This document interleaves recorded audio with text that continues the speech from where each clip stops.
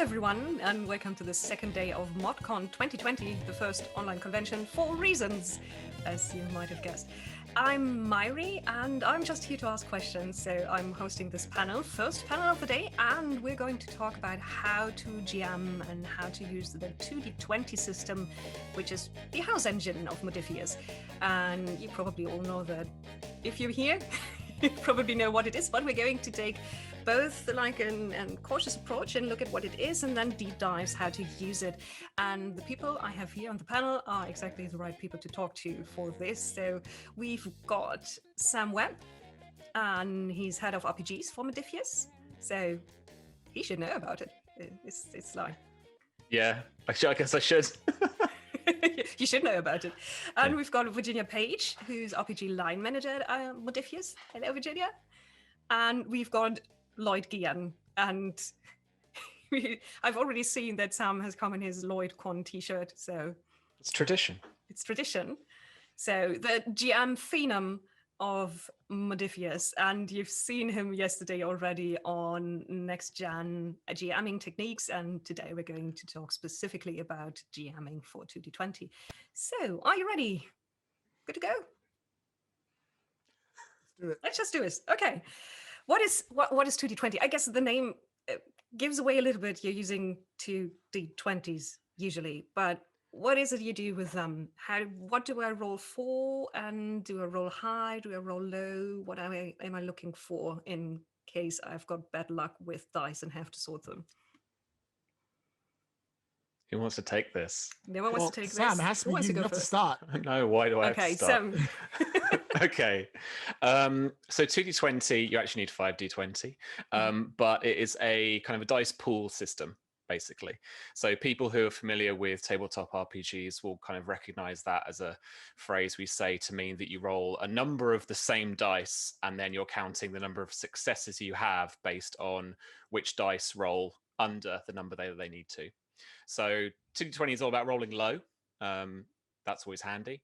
And then it's actually about counting how many dice have rolled that low number.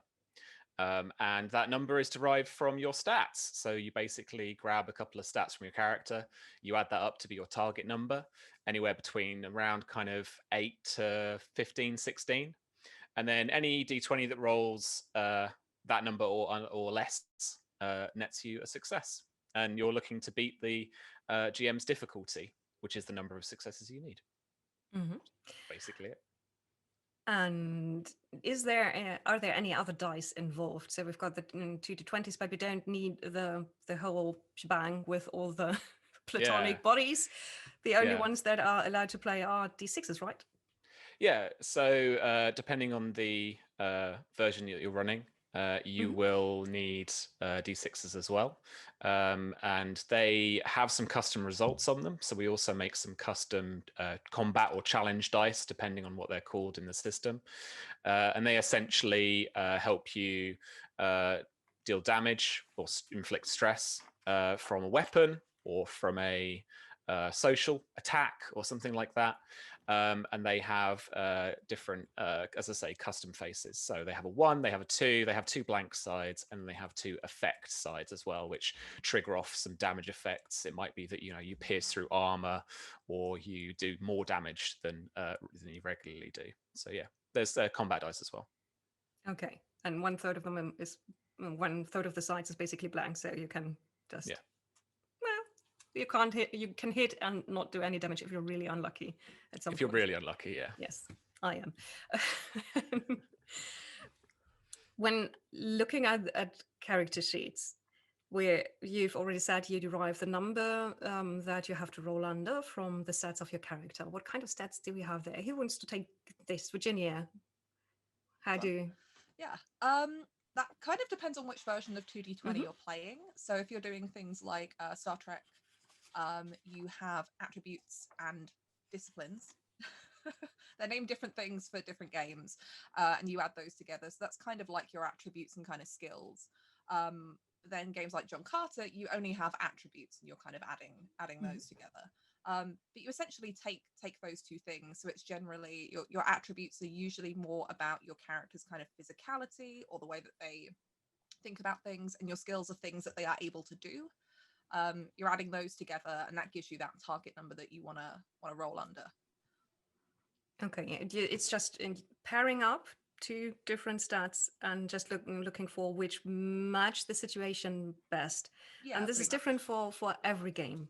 It is, yeah. So for Star Trek, your disciplines, for example, are kind of based around the like departments that you get kind of within Starfleet. So Okay. It kind of depends on how you're approaching the task. 2D20 is really flexible in that you can approach things in lots of different ways, and ways that perhaps you don't necessarily expect. So an engineering problem could be approached from engineering, but you could also try brute strength to do what, open a door and do what you're doing. So you really want to match it up based on not just what makes sense for what it is you're trying to do, but what it is your character is good at as well. It's a system that kind of encourages you to play your characters to their skills. Okay. We actually already got a question from chat that is going a little bit in the same direction. So it's the question from Omi now, lovely name, is how do you prevent abuse of the 2D20 with John Carter always picking the highest statistics? So you said it encourages people to go for the fields where they're strong in and to use those. But if the system also says pick the highest ones, people are always going to kind of try and find a way to explain why the highest ones are the ones working. Lloyd is having a very knowledgeable face saying, yes, I've encountered these people before. Let me tell you something about John Carter and why John Carter is also one of my favorite versions. Okay. So in John Carter, you get your six stats, right? And you add two stats together. And that's like, it's a dual attribute system for 2D20. That's what it's there for. And in any role-playing game, it doesn't matter who you are. You're always going to be like, well, I want to use my best stat for my best role, right? So I succeed. Yeah. Why would I not do that? It's what I'm best at.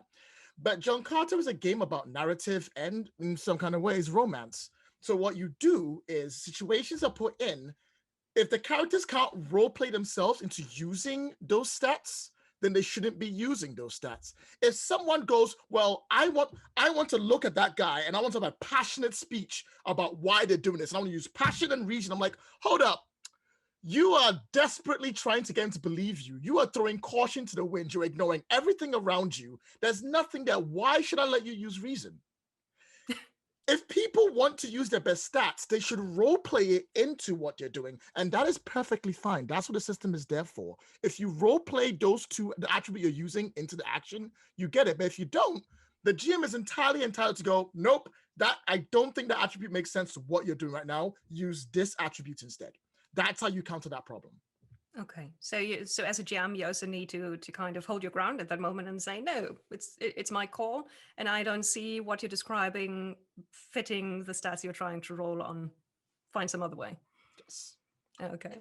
I think as well there is an element, at least with John Carter, because John Carter is kind of pulp adventure. Yeah. Things are supposed to be dangerous and difficult and kind of put characters in situations, not just where they'll shine with the things that they're good at, but also you want to put characters that, if you've got a really brawny character, you want to put them in a situation where they've got to think about something. So it's not just about, you do let players kind of suggest what they want, but it's also about challenging those characters in areas that maybe they're not as good at. And you can kind of balance it out that way. So you can let someone who's really good at fighting or really good at talking keep doing the thing that they're good at. You want to uplift that character and let them have that spotlight. But I think as a GM, you can also balance that by then putting them in situations where perhaps they can't use those things and it doesn't make sense to use those, and kind of balance the gameplay that way. And that way you're not stopping a player from playing this character that they've built to do a particular thing, but you're offering them the chance to kind of experience other types of play and use other attributes that maybe they don't use as often. Yeah. There's so much argument for the use of might when it comes to John Carter. Because might, you can always say, well, I'll just punch the guy, or I'll just intimidate the guy by how buff I am, right? And that's always the real big daddy. That's the one that always like, watch yourself. But even might isn't the be all and end all to all actions. The second attributes can be very important to how they're working. And it's always about, when it comes to playing any of the dual attribute things or the dual focus things like Star Trek, where you have all Dishonored, where you have skills and styles, it's always about stopping for a second and considering what their options are and linking it in. And it makes the players play better because then they'll play to their strengths. And then so because they want to use their best skill, they will push for that. And that's how you get it. Okay, I'm done. Come on. And just as very, very simply, always remember that as a GM, you're the one calling for the tests. So you say, this is a so-and-so and so-and-so test, Or often with Star Trek, whenever I've run it at home, I've often said, this is an engineering test. How do you want to approach it? And so you key in one of the actual attributes that people are using. Don't be afraid to just say, no, this is this specific test, and you've got to use a skill because this is the situation. Yeah, I think John Carter's really unique in that because it's a dual attribute one, and the attributes themselves are very, very narrative. So yeah, maybe they really do want to use might because they're like, but my character's big and strong and I want to intimidate them. And you're like, sure, but you can't use might and, you know, this other thing. You're going to be using might and reason. You're trying to prove a point that you are big and strong and you can do it. It's not just about, you can mix and match the attributes in the dual attribute games really, really well by thinking a little bit outside of the box about what those mean. So might doesn't always mean you're punching somebody. Might could mean that you've got a really, you might have a reputation as a really good fighter. So it's not about whether or not you're going to hit the guy, but whether or not that person knows that you can hit them and it's going to hurt. There are kind of ways that you can slightly twist those attributes to work really well. And the same for GMs in helping players pair them up maybe with something they're not as good at in clever ways. Mm-hmm. I would also like to talk a little bit about how teamwork is usually baked into the system, because I think we're already going in this way, because playing to the strength of characters, but also respecting that they have weaknesses is important if you're having a group, because if one of them shines in everything, that's going to be not so much fun for the rest of the players. But I really like how momentum is working to encourage people to play together and to chain actions. Who wants to explain a little bit what the idea behind momentum is and how it works generally? Okay, I guess I'm. Go on, Sam. I guess do I'm it. explaining Sam, the go. basics. So momentum is basically what you get with your excess successes. So if you needed 2 successes to beat the test that the GM's got for you, then if you get 3 or more, then you generate some momentum. So if I scored 3, I've got a point of momentum. And I can use that right away, and I can spend it in order to do a cool effect, depending on the game that you're playing. Or I can save it for the team later on, and that's part of the teamwork aspect to it. So I can basically bank it, and the whole group has a bank of 6 kind of points that they can have at one time. So I can bank that point into the group pool, and then we can spend it later. And the most common thing you'd spend it on would be to buy more d20s. So by default, you're rolling 2 d20, and then you can roll up to 3 more dice. And normally the cost escalates based on how many dice you want to buy as well, for a total of 6. So you can wipe out the pool as well. Yeah, so essentially you can save it for a bit of teamwork, or spend it to also help the group, because there are some really cool options. One of my favorite being obtain information, where you can just ask the GM a question, but it's based on the skill, the test that you've just made, but it's about the whole situation. So if you're questioning somebody, then it's about learning a little bit more information than you might have got elsewise. Or if it's about fixing something, then you can maybe learn why it broke, or something like that. But that kind of stuff also helps. And I always encourage the group, whenever I'm playing anything, to actually discuss it. Like, it doesn't have to be like, no conferring, you must think of a good question. Like, it just, okay, group, like, what do you want to do? Do you want to talk about it? And I always see groups like talking about, because you can also, to buy D20s, generate threat or chaos or whatever we're calling it for the GM. And I always see players asking, oh, can I spend that couple of momentum to get some dice? Can I give them threat or whatever it is? And that's always really encouraging as well. So at its heart, it's a teamwork game, and it's got that kind of group thing built into it, rather than I guess some other tabletop role-playing games where the mechanics more are just focused on the individual characters and their distinct roles within the group dynamic, a bit like you'd get kind of rogues or tanks or whatever in different games. We've got a question from chat also about momentum. I run Infinity Weekly, and my players and I are having difficulty understanding what bonus momentum can be spent on. So do you have any tips? Is there kind of a cheat sheet you can pin somewhere where you've got it written down, or is there something to help memorize it? Yeah, well, so the only difference between momentum and bonus momentum usually is that you can't save it. I mean, that's literally the only thing. So you can spend it on all the other stuff that you could normally would, apart from buying d20s, obviously, because you have to bank it first. But there might be some traits or perks or whatever you want to call them for the character, where they have their kind of, their special cool things they can do.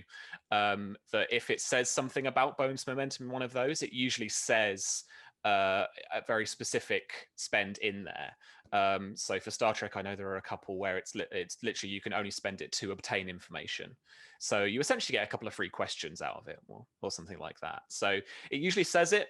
Or if you're stuck, then just have a little look through the momentum options, and you can always just pick one from there. And also, it's best if players actually know the talents of the characters, if there's any bonus momentum stuff or anything in there. Yeah, absolutely. Okay. And we also got a question about momentum. One of the speakers from yesterday talked about a momentum battery tactic where the party uses 1 or 2 characters with 1 high stat to keep the momentum high. What are some ways to manage or mitigate this as a GM? So my first question, adding to this, is do you want to mitigate this? And then how do you deal with it? Virgin, do you mind if I take this one? All right, cool. Yeah, go ahead. Don't mitigate it. That's the Don't mitigate it. That's the first short part. All right, so momentum battery is a very interesting mechanic to use when it comes to playing 2d20, because if you're like, well, look, let me go first because I roll so much dice and get so much momentum, so the rest you can use it, is a valid tactic to use. But it's only valid for certain actions and certain types of conflicts. If you have a problem with those certain conflicts, what you do is that in certain situations, you remove that option away from people. If you have someone who is like, I am the big boy fighter, and I get in there and I hit things and they go down, start the combat a little bit apart. They have to get there. They have to move to get to the combat before they can get that momentum. And that time, the other players can act, so the other ones can move forward. If it's someone who's a big social person who's like, well, let's talk about this first, but first, let me tell you about my backstory to get all the momentum you need to get everything else in. Start that person hanging from a tree with them about to cut off their head, something like that. If you want to mitigate the moment, you keep it. Let them have that ability, because having more momentum for players to spend means they roll more dice, which means they may get more complications. Okay, goodness, but also you don't want to take that away. Only for the situations where, like, you know what, I'm tired of you shining so much. Let someone else have a go. That's what you use it for. Okay. Piggyback off what Lloyd said as well. Like you touched on complications. Mm-hmm. Like the momentum battery is like Lloyd said, it's a valid way of doing it. But the more dice that you roll when you spend momentum, the more chance of something going wrong. Equally as it is of going right. So you can a lot of the 2d20 games, you can actually change the complication range of a test. So instead of just getting a complication on a 20, you can get one on a 19 and a 20. So if you want to make it more challenging, but you don't want to pull that fun away from the players, that they are being clever about how they do things, you can bump up that complication range as things get more dangerous and there's more chance of things going wrong as they're taking more heroic actions, and balance it that way. But I think sometimes you get the momentum battery effect when players don't want to give you threats. So they try to kind of hoard momentum in the pool and keep it up. And the one thing that I found in running a ton of 2d20 is if you let your players know at the start of the game that threat isn't a bad thing, threat isn't just your way of like messing with them and ruining their plans. But if they give you threat, you can make the game more exciting, because you can start introducing interesting challenges, obstacles and hazards that are fun for them to overcome. And that's why we all play role-playing games, is to not just to win and be great, but to the process of getting to that win and being great and having a cool scene. So if you can kind of get them to start giving you threats, and they don't have to rely on the momentum batteries so much, because they don't feel like threat is, if they give it to you, then something terrible is going to happen. That's all it's for. They start seeing threat as a kind of narrative device for them as well, to kind of control the flow of the story. And then they don't have to rely on kind of always trying to keep the momentum super high, so they don't feel like something terrible is going to happen last minute. That's one thing I found in like playing a lot of Star Trek. The chat is already commenting on using threat, and how they like that you brought it up. To give a little bit of overview, threat is basically a little bit working like momentum, just on the side of the GM. And players can also create it by kind of spending threat or building up threat instead of using momentum to buy extra dice and things like that. And so it's a number of points the GM can spend on upgrading dangers and introducing new things that are going to be obstacles. Yeah. If everyone's nodding, okay, I got it Yeah, right. yeah. The basic way I You're doing understand great, it you're doing from great.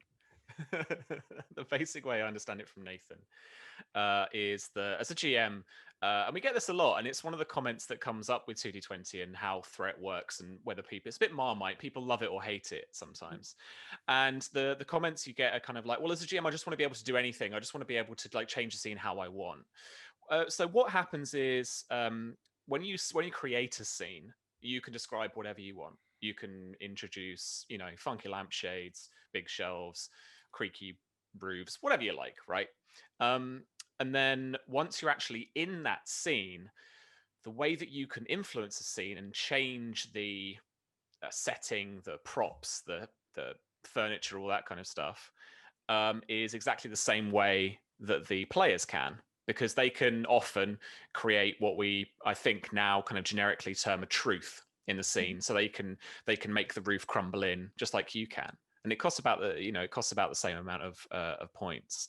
So threat in that sense is a kind of more like a direct parallel. I mean, Lloyd I've seen is the master of the threat spend. I've seen him just move all the tokens off the table and just be like, and then things happen, so yeah, you can do all sorts of funky stuff like that. But so remember that you have absolute agency as the GM to create what you want. As soon as that scene starts, both the players and you have the I guess the same amount you need to invest in order to change that scene. Remember, the NPCs can also do that as well. By you can make them change a scene by getting them to complete tasks, getting them to try succeed, getting them to actually try and change the scene that they're in. That's the kind of main way that it'll work. We have a question about threat and NPCs. The rules generally say that NPCs' extra successes add to threat, as the extra successes of player characters add to momentum. But if they're friendly NPCs, what happens then with their extra successes? Which pool do they go to, or do they just disappear into the ether? Yeah, so if they're an allied NPC, then it becomes momentum, and it can be saved into the group pool and everything like that. And if they're either like a bystander or an enemy NPC, then yeah, that becomes threat and it becomes yours. Okay. I do, however, recommend that you don't let friendly NPCs roll dice, which is my main focus on that one, because by them rolling dice, that's your players not taking action, someone else is taking action. Even if they're defending themselves, give them a difficulty and let the villains roll over that to hit them. That way you don't have the problem of NPCs rolling dice. You do have less dice for you to roll, because why are you rolling your own dice against enemies? Like, what's up with that? And like, oh wow, look, I'm playing by myself. Woo! But it also, on top of all that, pushes the players to take more actions, to want to do stuff, because they know that guy can't save himself. We need to do something. I need to take action. I need to go forward. Okay, yeah. I strongly want to just cheer that on. Don't play with yourself. Don't have NPCs rolling against NPCs. Get the people you actually play as to do something on your table. Let's get a little bit into actually fighting. How does combat work? And for me, the two most interesting things, if it goes into combat, is how do I decide who acts when, and what do I roll to hit or to not get hit? So how do I decide the order of action? Well, so 2D20 acts in a kind of active initiative kind of system. It's essentially a kind of you go, I go situation. And you can pass it off to the group, or you bring it back to yourself. And then you decide which character on your side goes, or the players decide which character they want to go quite often. When you start combat, it very much is up to you. Generally speaking, the advice is let the players go first. So if someone was the first person to walk into the room, let that character go first if they're about to be shot. Or if there is a very good reason for the NPCs to go next, Lloyd has feelings and I'm finishing my sentence.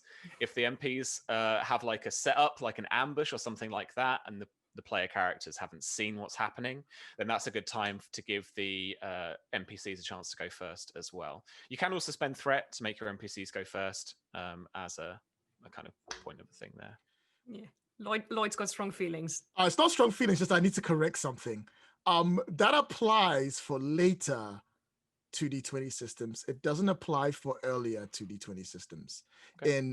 In Mutant Chronicles, Infinity, and Conan, the players always go first. All of them take their action before the enemies take their action. However, you can always spend your equivalent of Dark Chronicle, Threat, or whatever, or not, is it Heat? Heat on your side in those earlier games to have those NPCs take a turn, which I highly recommend you do, just to surprise your players and make them be surprised by it.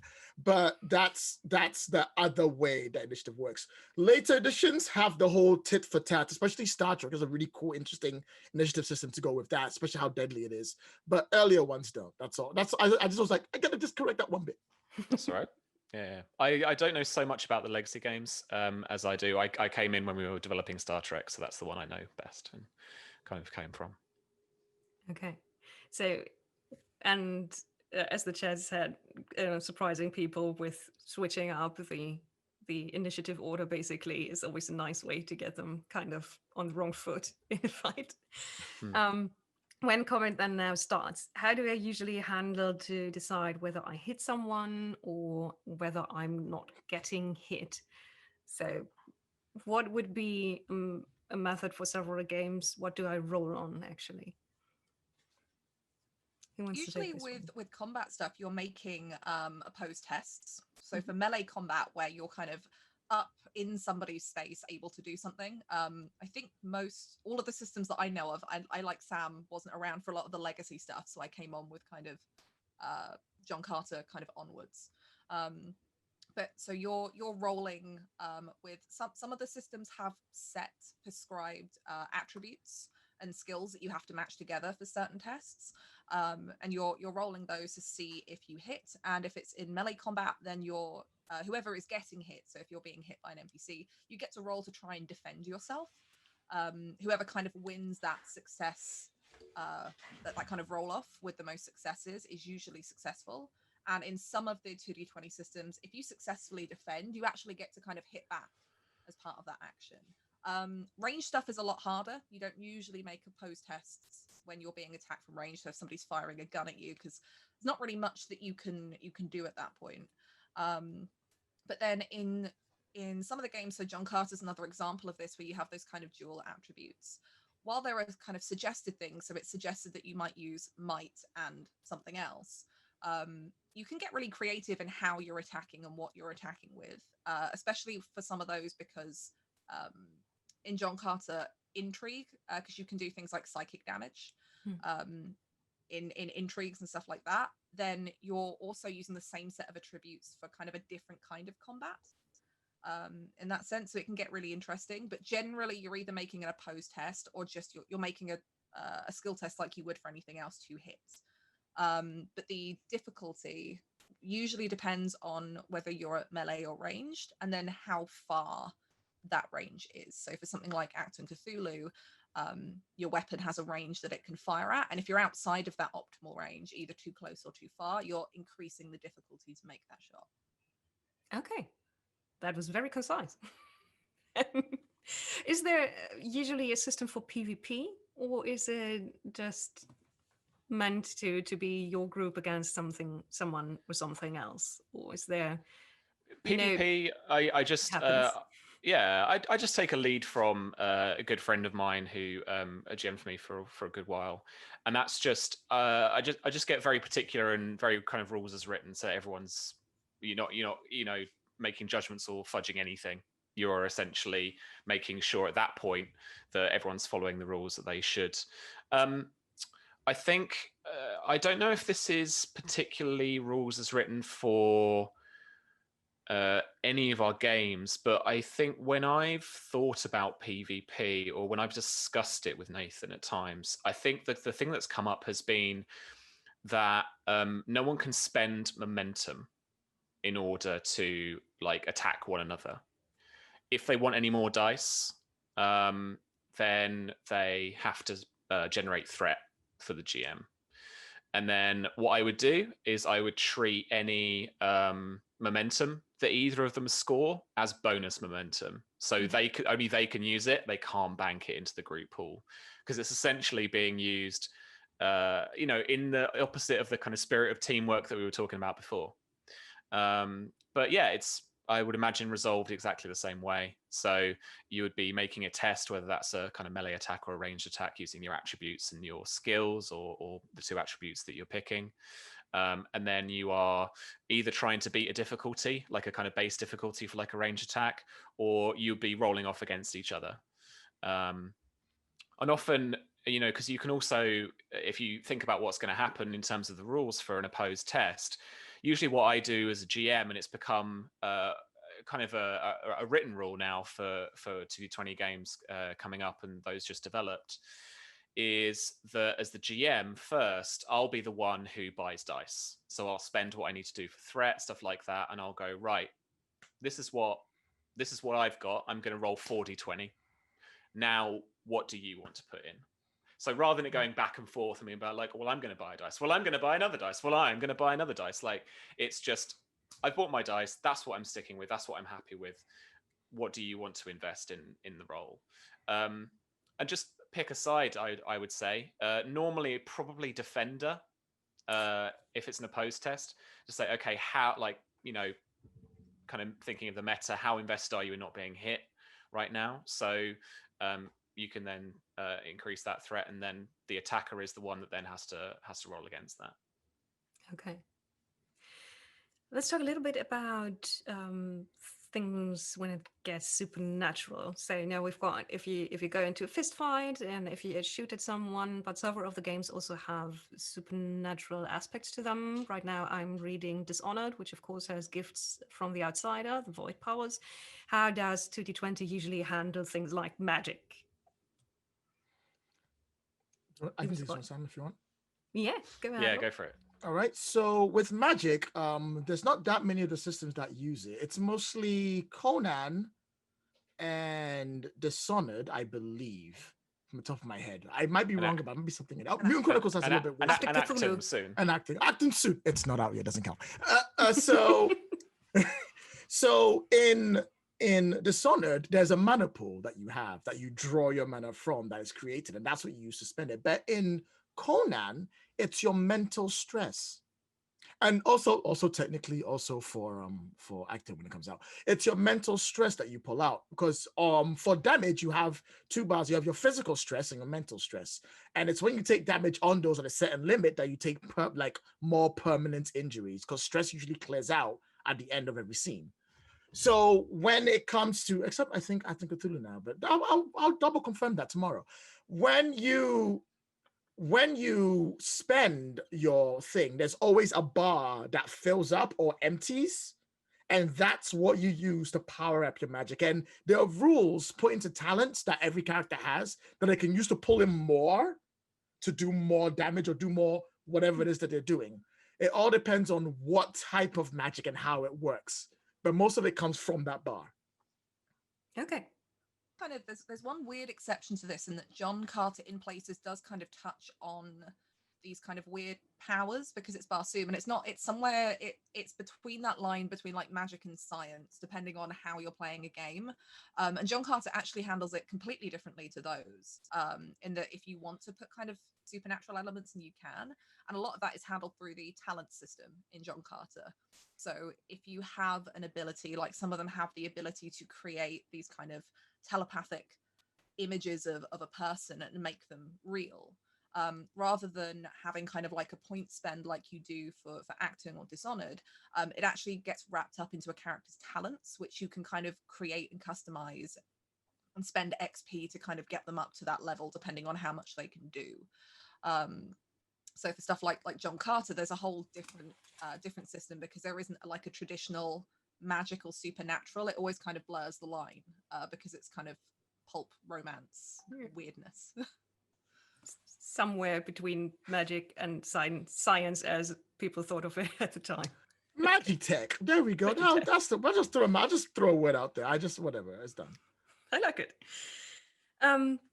What are things that you would tell someone who wants to start GMing 2D20? What are the things someone should look at most intensely when preparing a game? And what are the things that you should probably kind of stick something in the book or put a marker in so you immediately find the pages? What are the important things? I think just get a good understanding from the core rules of the dice mechanic. So rolling that kind of variable pool of dice. Get to understand a little bit about the point spends like momentum and threat, and whatever funky hero points the characters have as well. Just get to and have those to reference. Just the kind of options that the characters have. Because I mean, the real clue to 2D20 for me is that it's not about your target number really at all. I've seen the stats. It's about the number of dice you roll. So never roll fewer than 3D20 ever. Because you exponentially increase your chances of getting that number of successes as you go up. But yeah, in terms of GMing, just start with the basics, because at its core, it's, I wouldn't say like the simplest system, but it is quite simple. And once you understand just how it works, often those simple rules pretty much apply to everything you do.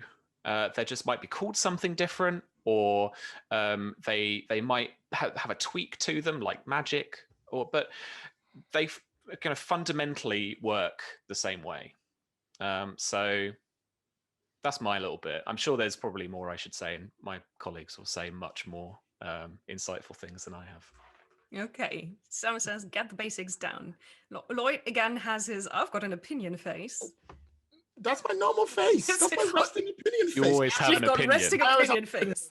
I mean, like, come on, let's lie about it. Mine would be, because there are so many different types of 2D20 systems and they all have their own style of way of doing it, I would recommend trying the quick start of the first game you're trying. Take the quick start, because it's always like the super simplified version of the rules. Take a look at the basic stuff of that, have that in your head, then try and see how the game itself works from there. Because maybe there's certain types of 2D20 systems that you might not gel with more than others. There's some people who would swear to the death that Mutant Chronicles is the best version, and some that are like, I cannot get enough of Dishonored. They're like two complete spectrums. So it's always good to take a look at the quick starts, have an idea on that, maybe play a few games or run a few games with it, and then try the bigger ones, because it'll make it much easier to transition. Okay. Anything to add, Virginia? For me, the biggest thing is that 2D20 is really flexible, and the fact that we've got so many versions of it that are tailored to each of the games that we make is kind of the testament to that. So I think as a GM is that once you understand how those rules work for whichever system you're playing, whichever version you're playing, is to not be afraid to kind of break away from the rigidity of the rules, because 2D20 is built as a toolkit. All of the games are kind of built that way. So just because, you know, the attack rules say that you have to attack with this attribute and this attribute, all of the games are built to kind of allow people to narratively describe what they're doing and find a way to make that work for the character they built. So if it doesn't make sense that you're, for example, attacking with those particular attributes those rules list, you shouldn't be afraid of going, actually, that doesn't work for your character or what you're doing. Let's have a look and see what we can replace one of those with that makes more sense.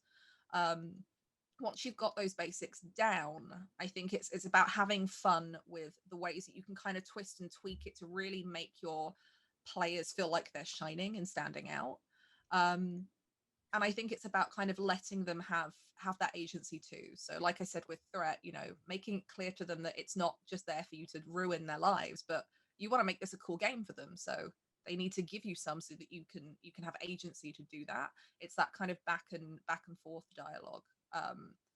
And just not being afraid to kind of twist bits of the system to work for your group. I think so often people kind of, they read rules and they must be that. And I don't think that that's necessarily how any RPG intends its rule set to be used, just literally by the letter. And certainly, I don't think how many of us here run 2D20. You know, if there's bits of the rules that don't work for your group, or you're finding, you know, somebody's having a bit of difficulty with, don't be afraid of kind of using something else from the rule set to kind of, you know, switch that out with, or to tweak it so that it works for your game. An example of this is like Starship Combat. I had a group that really liked Starship Combat, but they struggled a lot with kind of lots of the intricacies of playing it, which some people really love. They really love all of that kind of number counting and figuring it out.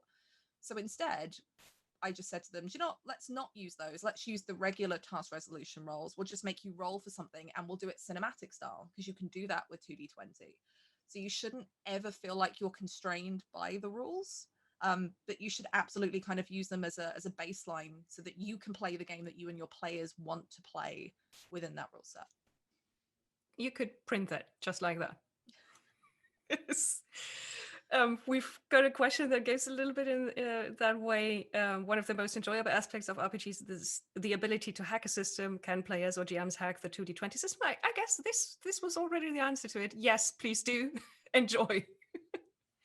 It's really, like Sam said, it's like the core system of 2D20 is really, really simple.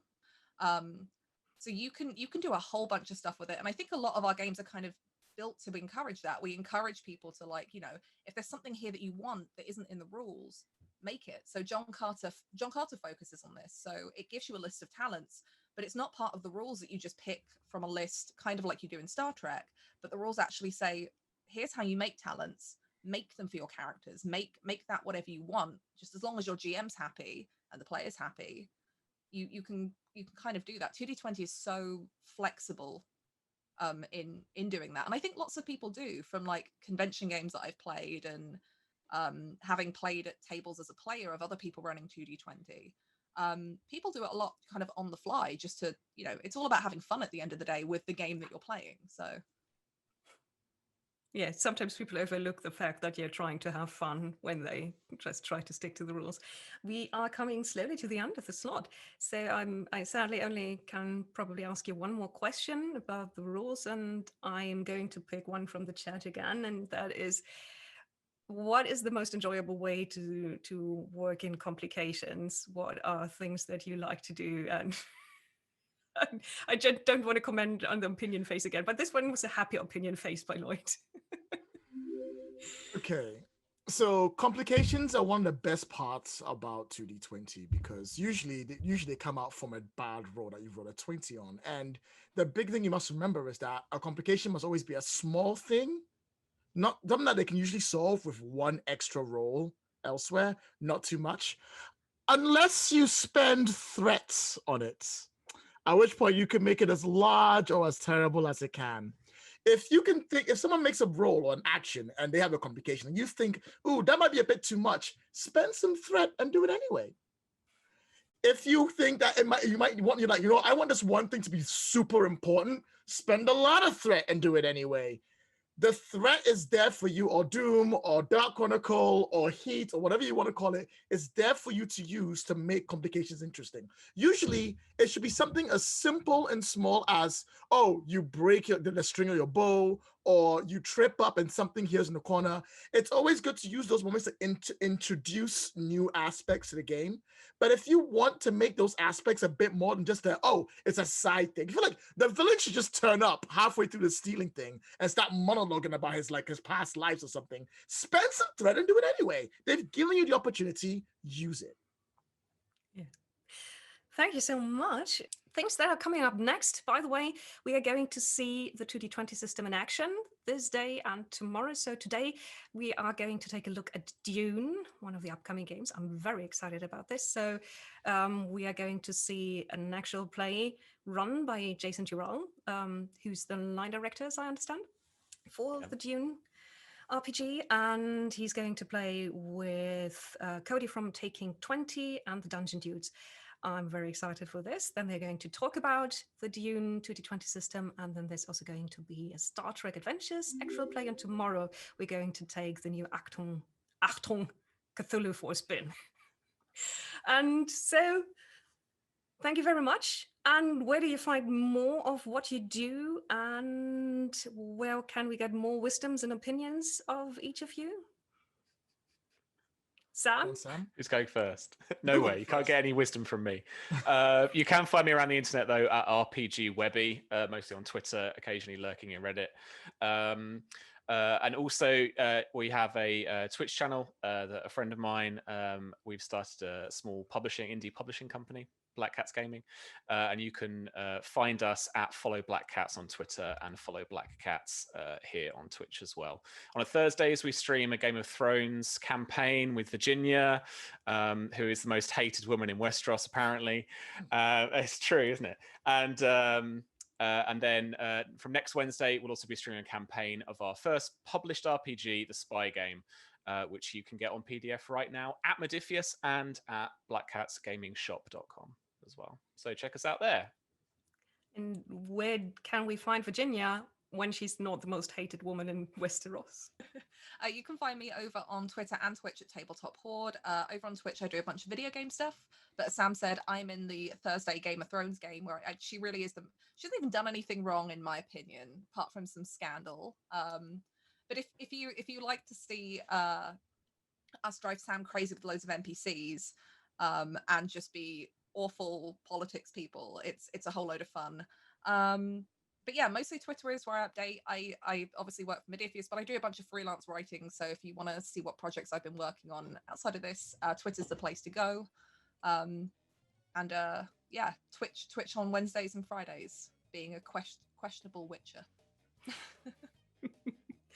And Lloyd, where do we look for you and your opinions? Oh, you can just find me on Twitter as Drugged Dwarf, really. That's about it, really. I don't really have like a thing that I'm doing so far. I'm just a normal dude just hanging out. Just come say hi. I like the handle. Oh my god. Okay. Sam, please.